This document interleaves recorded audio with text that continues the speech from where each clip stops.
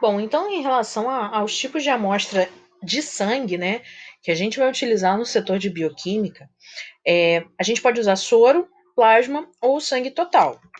Só para a gente relembrar a diferença entre eles, né, o plasma ou o soro, os dois são a parte sobrenadante, são a parte líquida do sangue, só que o plasma ele é colhido com um anticoagulante. Então eu tenho um anticoagulante ali jateado na parede do tubo de coleta, tá? E aí, quando eu colho esse sangue, ele não coagula, né? Então, eu tenho a preservação ali dos elementos sanguíneos, do plasma em separado, tá?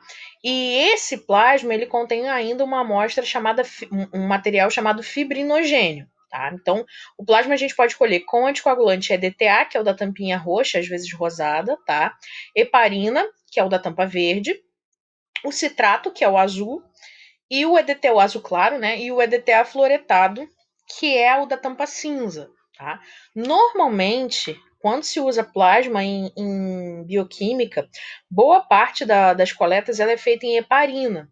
Só que existem alguns exames que podem ser feitos em EDTA e outros em EDTA fluoretado, tá bom? Então, dependendo muito do tipo de amostra que se tem, só se pode fazer em um tipo de anticoagulante, outras só vai poder ser feita no tubo seco. Então, ler bastante a respeito daquela característica que a gente está querendo dosar para saber qual o tubo correto. E lembrando que a escolha do tubo ela também faz parte da variável pré-analítica e é um dos erros que a gente tem no laboratório também. O soro, né? O soro ele é colhido no tubo sem anticoagulante, ou que a gente chama de tubo seco. Né? Existe o tubo seco com gel separador e existe o tubo seco sem esse gel, tá?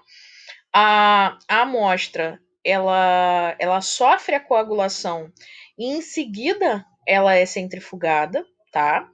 Um, na coagulação, a gente passa a não ter mais o fibrinogênio, porque esse fibrinogênio foi convertido em um outro material, que é a fibrina. Então, assim, boa parte das amostras que a gente vai usar no setor de bioquímica, quando a amostra puder ser feita em soro, normalmente o soro é a escolha. Agora, existem outros que só podem ser feitos em plasma, outros que pode ser um ou outro, e vai ficar a critério do laboratório qual tubo usar, caso ele tenha os dois em grande quantidade para os dois. E para algumas amostras, como é o caso da gasometria, por exemplo, se usa o sangue total. O sangue total ele é colhido com anticoagulante, só que você usa a amostra homogeneizada, tá? O exame ele deve ser breve e o mais rápido possível, né? Então, para separar soro e para separar plasma do material, a gente tem que ter essa separação bem rápida para evitar interferências, né? Quando a tua amostra não puder ser analisada de forma rápida, né? O ideal é refrigerar. Existem algumas amostras que podem ser congeladas, outras não, né? Se for fazer, por exemplo, a análise de lipídios, o congelamento ele interfere no resultado final. Então, não é uma amostra que possa ser congelada. Então, vai variar um pouco em relação de uma amostra para outra, tá? Aqui a gente tem a imagem, ó, isso aqui seria o sangue total, né? E quando eu colho com o anticoagulante, eu tenho essa separação, as hemácias, aquela camadinha, né, de leucócitos e plaquetas e o plasma. Quando eu colho no tubo seco, eu tenho o coágulo e o soro como restante.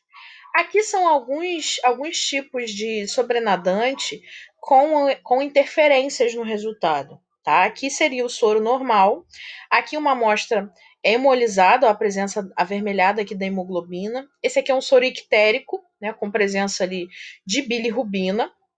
E esse aqui é um soro lipêmico, com um excesso de gordura. Existem alguns que são piores. Por que eu estou mostrando essas imagens?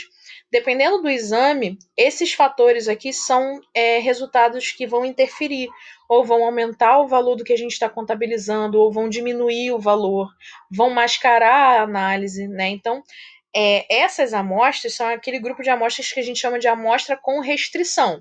Ela foi aceita até pelo laboratório, mas ela não está nas melhores condições que ela poderia estar, e por isso podem interferir. Mas nem sempre a gente vai conseguir uma amostra boa, né? Principalmente no caso das amostras que são lipêmicas ou ictéricas, porque essa já pode ser uma condição do paciente.